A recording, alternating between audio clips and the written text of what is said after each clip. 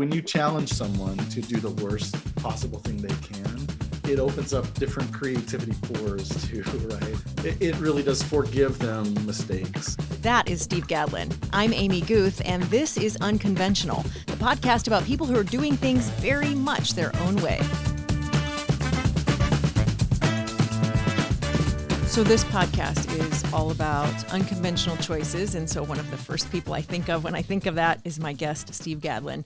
Maybe you've seen his TED Talk, maybe you've seen him on Sharktank, maybe you saw a variety show he hosted, maybe you were part of one of his many online mobilizations for spreading joy. He's done a lot of interesting things, and that is part of why we are here to talk today. Steve, welcome. I'm so happy to have you here. Thanks. That's an awesome intro. Well, I got to say, hard to write an intro for you because you wear many hats and you do a lot of things. I have the same problem. People always ask me for a bio and I never know where to start or what angle to take. So, yeah. But well done. I might steal what you wrote. Take it. For myself. Free ideas. It's all yours. So I want to dive right in because I've got so much to ask you. I say TED Talk singular. There's actually been two or more than two? Two. Yeah. Pretty similar in tone. Yeah. One of them, I add on a story about raccoon penis bones. So there's like the safe for work TED Talk, and then the one that I send to my friends. Yeah, they're both excellent. Well, in the one about, I guess it's really kind of through both of them, but specifically in the one about pursuing rejection letters, the more suitable for sharing at work ones. Sure. You talk about how you started the practice of radical asking, but what led you up to even having that idea of doing that? Oh boy. Well, I'd say it took me a while to learn, and I probably did it for a while before I even understood what I was doing. So what led me to it was wanting things and being frustrated that I didn't have them. It was that simple. And maybe in an act of defiance, when I started this project in college to get a Volkswagen Beetle, just found a celebrity address list and said, well, damn it. If they have things, they should want to give me things. So I started writing letters asking for a Volkswagen Beetle. And I don't think I saw that at the time as radical asking. I probably saw it as some form of being a troll and, pestering people. Because I thought at the time, you know what, one of these 200 celebrities is actually going to send me a Volkswagen Beetle and that I would have something cool to show for it. So yeah, I don't know that there's any intelligent or deliberate origin to that for me, other than it became a habit because I was doing it. Earlier, to rewind even more, earlier in your life, would you say there was any defining moment where you said, you know what, I'm thinking about things differently, or it's to my advantage to think about things differently, or, hey, I think the system I'm being asked to enter might be kind of bullshit and it doesn't work the same way. I'm going to do this another way. Did you ever have this epiphany moment?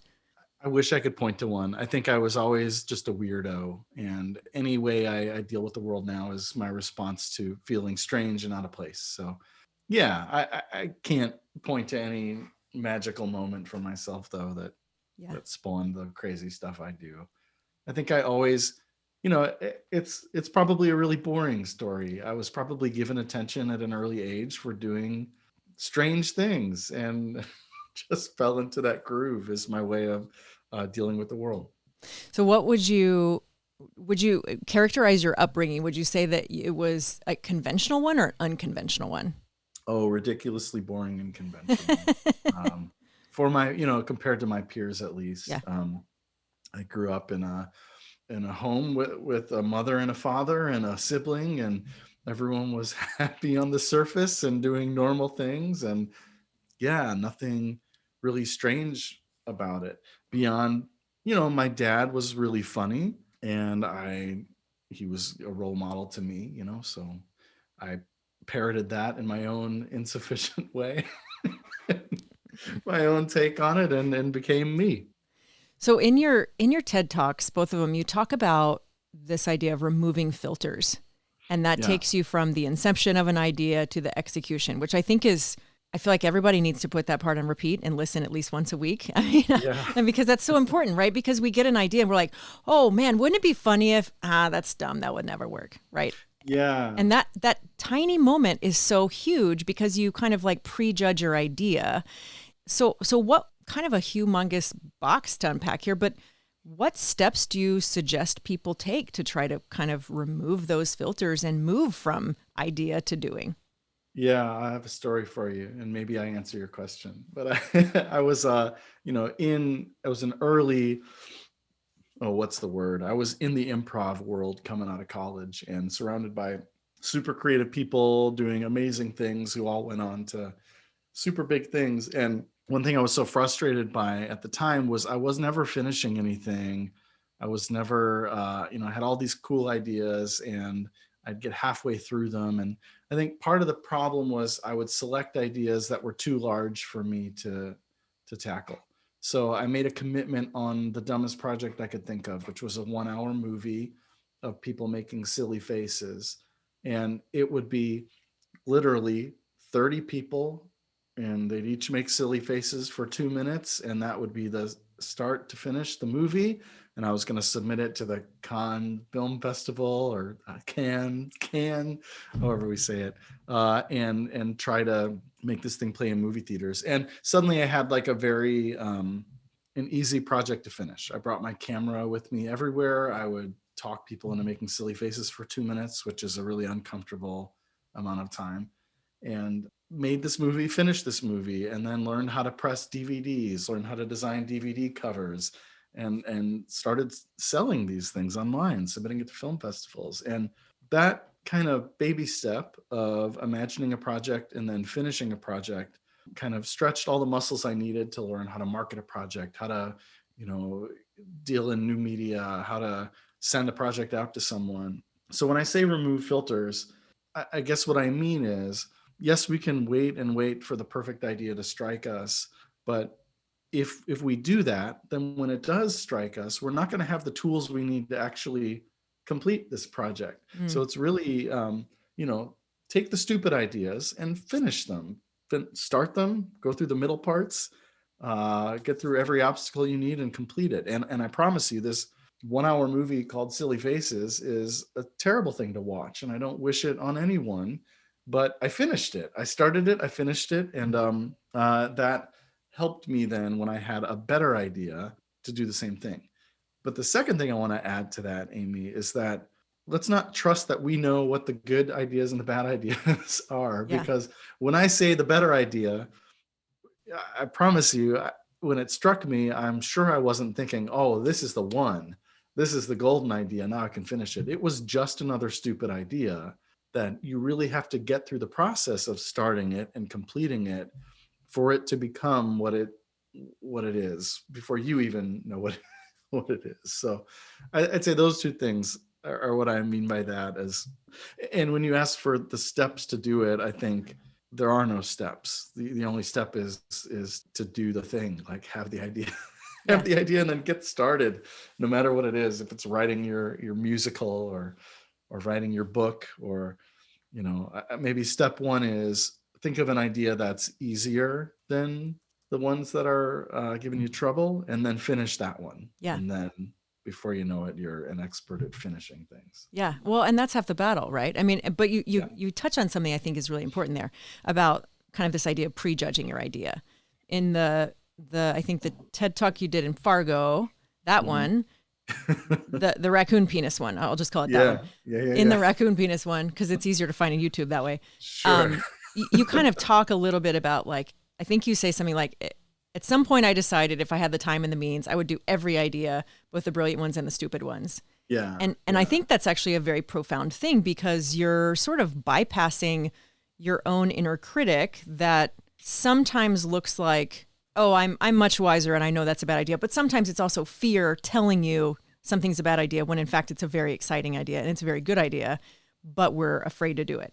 Yeah, I agree. And there's fear. There's also you sort of play through scenarios like, oh, well, I will never talk anyone into purchasing this thing, or the songs I write will not be interesting enough for people to listen to. And you can tell yourself all of those things before you do the things. Right. You'll always be surprised with what resonates with people. It's generally not what you expect to connect, but there's a part of you in that project that will shine through no matter how terrible you think it is. It might have an audience. And then the other part of that is something you talk a lot about, of pursuing the no over the yes. Yeah. which I think is another kind of a power tool that you have in your arsenal. Talk about that a bit, if you would. Yeah, I guess it's just like an overly precious way of saying, don't sell to the customer, right? Do the thing that's exciting to you. Don't play it safe. Maybe that's the easiest way to say it, is don't start a project that you think is safe because you know people will appreciate it or say yes to it. Instead, really lean into the part of a project that makes it exciting to you and try to get people to say no to it. Not literally. Don't literally do something so vile that you know people will say no to it, Right. but don't stretch your creativity in a way to please other people. Do the thing that's most you, yeah, and seek out that rejection, because that's where bravery is. That's where creativity is. That's where Yeah. exciting projects start, I think. But I think even the language of framing it is important, because if you say like push yourself creatively, we still, I feel like, will have this filter. I mean, it reminds me of, Sure. like, I had this writing teacher one time who on maybe the first or second week of class said, well, your next assignment is, I want you to write the worst piece of shit you can possibly write. Yeah. Because I need you to all get over yourselves. And if he would have said, get over yourselves and just write freely, we would have been like, okay, I have to write something great. We still would have been had that same creative fear, but to say like, I need you to write the worst thing you can possibly write.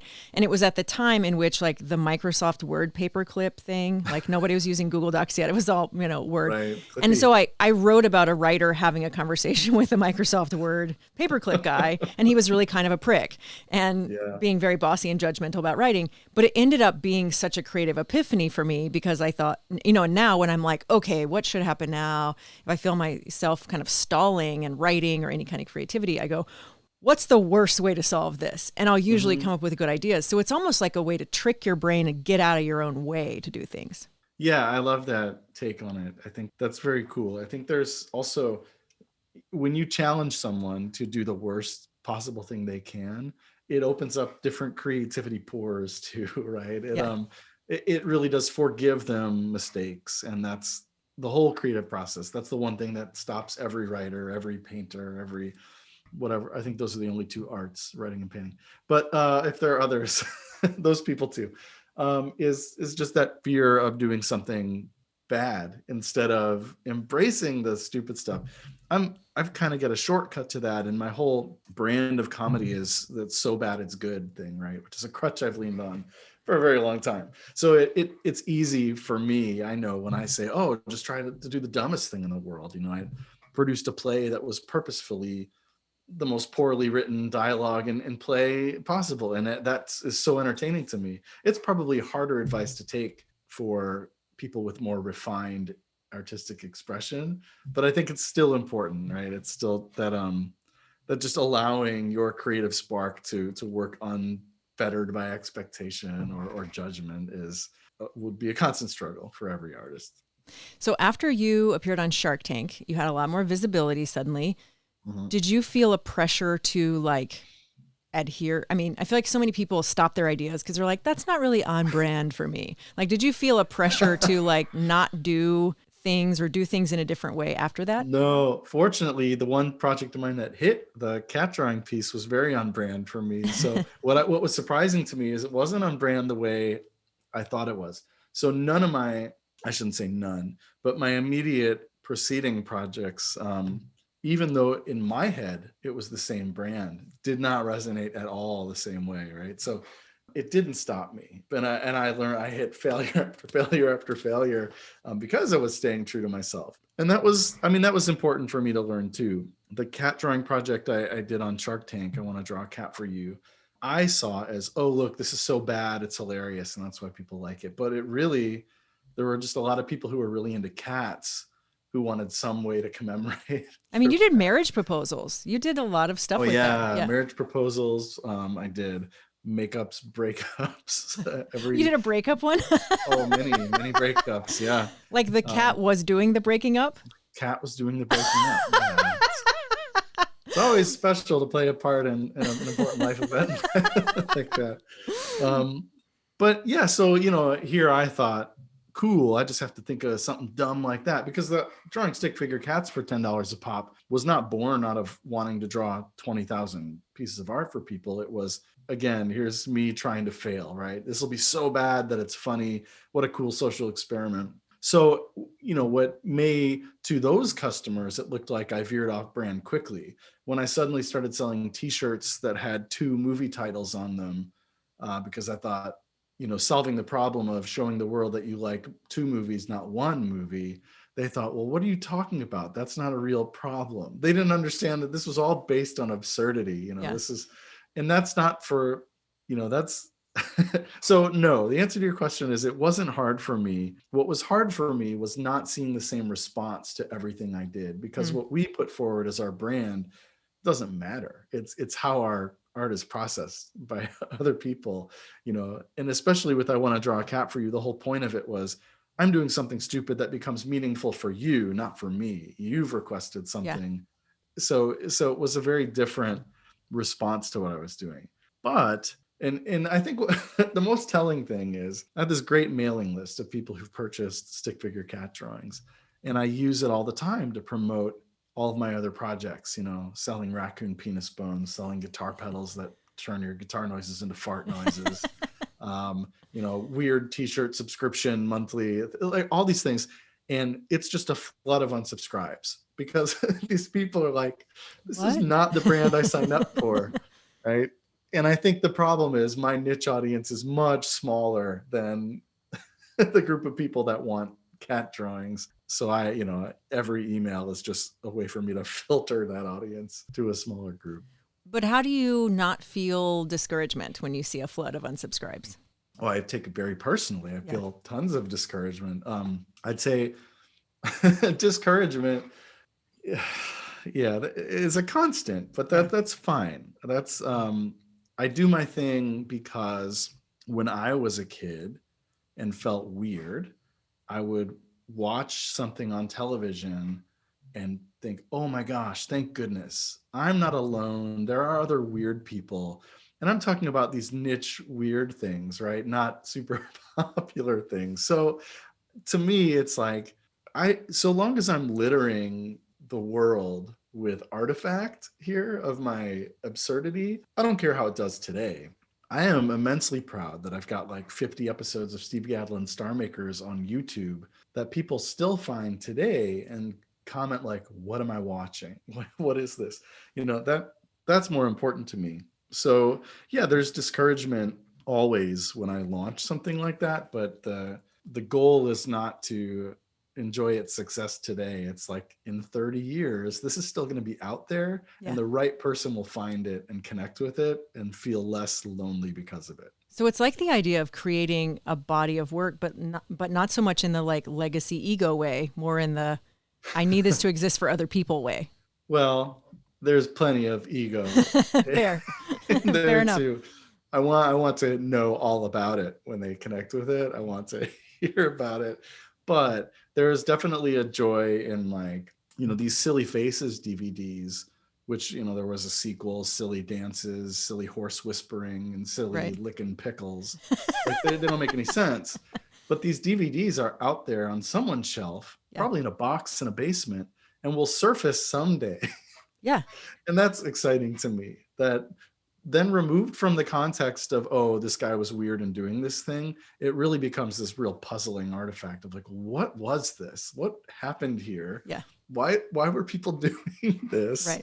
And that's the stuff I love stumbling on today. As a kid, one of my favorite things to watch, I grew up Jewish and Skokie, going to Hebrew school, and I would on Sundays find these Christian puppet shows, which were so like, it was like another language to watch it was a whole, and I thought, what is this? It's the production quality is terrible. They're in some basement. You can see the guy's hand in the puppet. The music is all terrible. I'm like, but it's on TV. And it was the best, most exciting entertainment for me. Immediately what's in my head is, remember in King of the Hill, Luann had the little, what are they called? Like the manger babies, the little puppets, right? That's immediately what's in my head. Anyway, continue. That was, I think, a take on Tammy Faye Baker. That's how she got started too.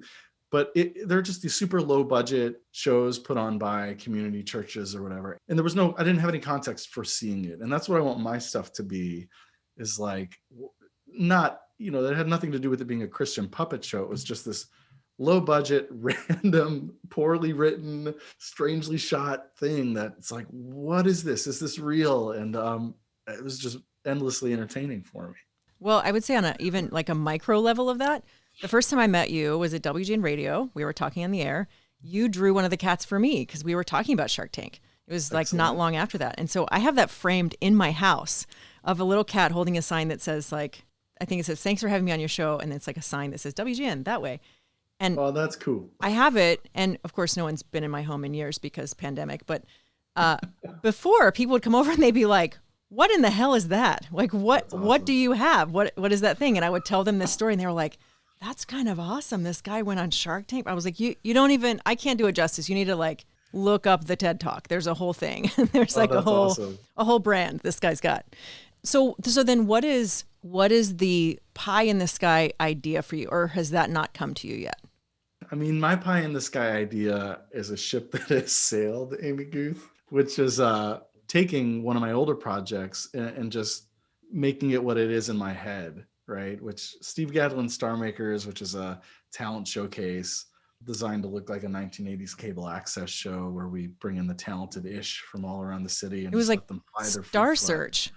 Yeah, low budget. Like that to me, in my head, it was always so frustrating because I said, this is going to be like a rite of passage for every band in Chicago. So, oh, we got to play Star Makers. We got to go to this crummy cable access studio and do this performance. And I've pitched it endlessly.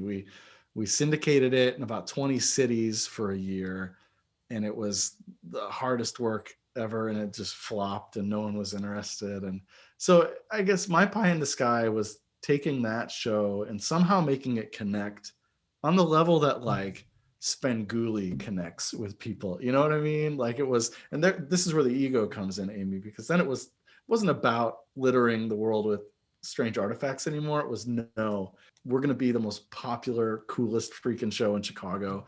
We've got a 2-person studio audience, and tickets for those seats are going to be like a longer waiting list than the Bozo show was. That was the goal. And every smarter person than me who gatekeeps what gets to become a TV show and not said absolutely freaking not. And they're probably right. But pie in the sky for me was taking that and just building a platform for non-famous people to go be famous, to do their stupid thing, and as weird or as dumb as whatever their thing is, like, let's make a platform for it. Let's celebrate them. Let's put them on TV. And the TV show just happened to have my name as the first part of it. That's just happened to be that irrelevant. Way. Yeah. So I don't know. I think, I've watched the stuff that I want to do. I've watched a lot of people be really successful at it. And that's enough for me too. Like that weird stuff like that does exist out there and has its community, and that's really cool. So when you say pie in the sky, I don't know, I'm all changey subjecty here on you. Sure. It's like, I don't, like, my latest project was creating a guitar pedal, and never, if you looked at everything I did before it, there was nothing about that trajectory that said, oh, next he's making like equipment for musicians. Right. So I don't know where any of this goes. What I see is my pie in the sky missed opportunity. I'm sure I'll be laughing about in 10 years is, why did I think that was my thing? So I have absolutely no clue where my head goes next, what kind of project it is. Maybe it's a food product that becomes the coolest new food product. I have no idea. I mean, that's my hunch, that like the pie in the sky for you is yet to come to your head. I hope so. Or everything since Drawing Stick Figure Cats has been an act of desperation. So there are 2 stories we can tell. There are stories we tell ourselves. Yeah, absolutely. So yeah, it's absolutely my goal to continue having stupid ideas and then pursuing them heartily. And I was really delighted that this guitar pedal, took off in a really cool way. So it was a message to me that, yeah, I can still find my audience. I can still resonate with people. I just really have to have the right idea and have the right resources in front of me at the time. And it's a roll of the dice. I mean, I think a lot of creative projects are that way. Some that you're so sure about, like, oh, this is going to be so funny or so great. It's like, meh, no one cares. And then Yeah. sometimes you do something, like sometimes even just like a tweet that you think is nothing, is suddenly you look at your phone and you're like, how did 1,000 people just retweet that? What in the hell's going Yeah. on? That's awesome. Do you think there's anything when people are talking about the creative process or doing creative work or generating ideas or getting out of their own way, any of this stuff we've been talking about, do you think that there's like a phrase or an approach that is totally wrong or totally counterintuitive to you? Ooh, that's a great question. Let me ask you the same question. What do you feel? Is there something that sticks out to you as terrible advice I mean, for creatives? I mean, the reason I'm interested in doing this podcast is because the best things that have ever happened to me are when I was like, yeah, that seems terrible and tedious. I'm going to do this a different way. Yeah. You know, so to me, it's always like sticking to your guns and knowing if you see a path, like do the hell out of that path. You know, and I think there's like a lot of buzzwords that thinking kind of gets locked up in, like thinking outside the box and Oh, doing sure. you know, like people tell you how to think about something when that's not, I don't think, how brains work. Yeah, I think that's great. I think something that sticks out to me is like advice we all just sort of take without thinking about is write what you know. And that to me, and I'm maybe divorcing it from writing specifically, but that whole idea of kind of stay in your lane and do the thing that you know, I disagree with. I think it's far more exciting for me to dip into worlds where I know nothing, and that's what makes it exciting to create, and that's I think what makes what I do stand out. You know, I knew nothing about the art world, and I hear I've sold over 20,000 pieces of original art to people, and now I know a lot about the business of the art world.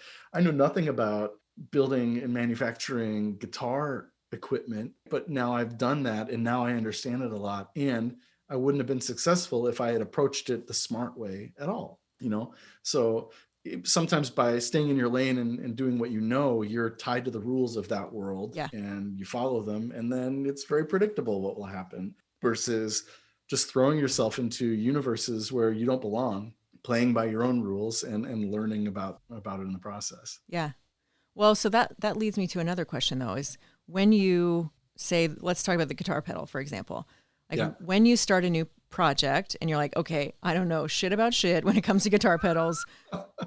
How do you close that gap really fast? What is your process for like, okay, I need to figure out how in the hell to make a guitar pedal that makes a fart? Well, you talk to people who know shit about shit. Uh, in this case, the fart pedal originated as a microphone project. I worked at a microphone company, so I talked to engineers, and I'm like, "Wouldn't it be cool if you hand the best man a microphone to give his speech, and he starts talking, and just fart noises come out of the amp?" And we talked about it for a while, and you know, came to the conclusion that it'd be really hard to do that, get that equipment in a microphone, and it kind of sat on ice until guitar pedal popped into my head. I talked to those same engineers, and they said, you know who you got to talk to? Talk to this guy because he builds guitar pedals. And then you make those relationships, and you know the barrier there, for me at least, is when you start talking to the experts in those worlds. They hear your ideas and they're like, no, no, no, that's not how it's done. Yeah. And you always have this element of being like, no, no, no, trust me. I know that's not how it's done, but just follow me on Yeah. this one. Yeah. Just do this my way, and I promise you something neat will happen. That's always the barrier. But I've been lucky, and I've been able to surround myself by people who know a heck of a lot about the mechanics, and always, you know, I think I'm pretty open to listening to learn about those worlds and how to do things the right way. And that's yeah. So I'd say just listen and talk to people. I can't think of one project I've done by myself. Mm, that's good advice. Because I think probably the weirder we think our project is, the more pressure we feel to do it by ourselves and not tell others Oh, about it. sure, sure. You need a nice, forgiving group of creatives to surround yourself with.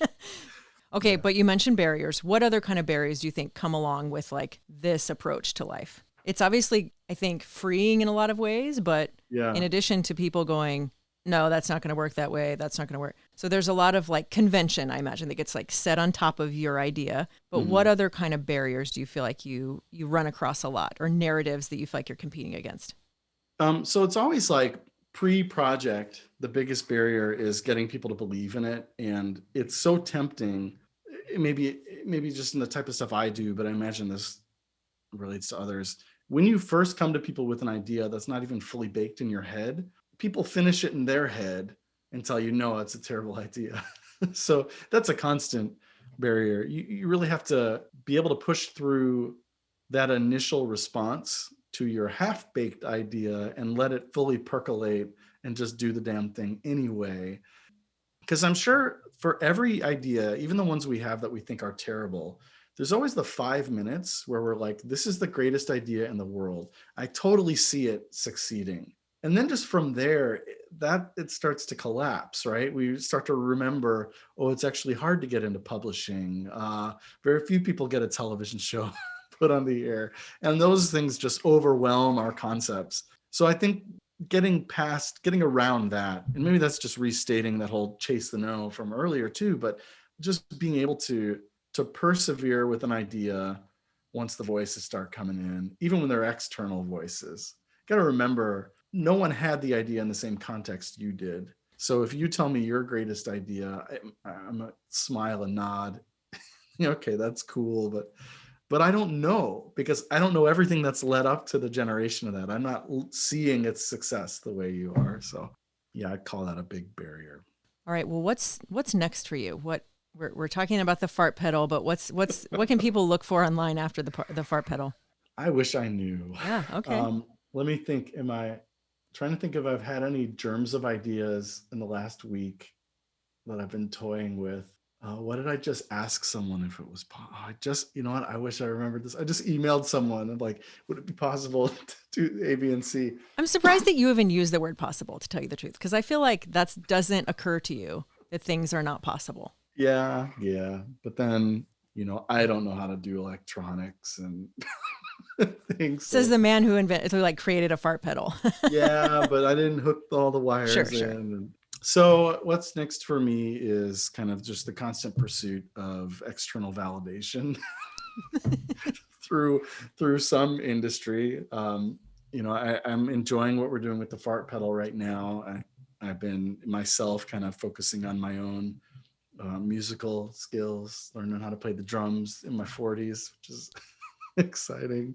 So I don't know. That said, what you can expect from me is probably something that will make you scratch your head and say, oh no, this is a terrible idea.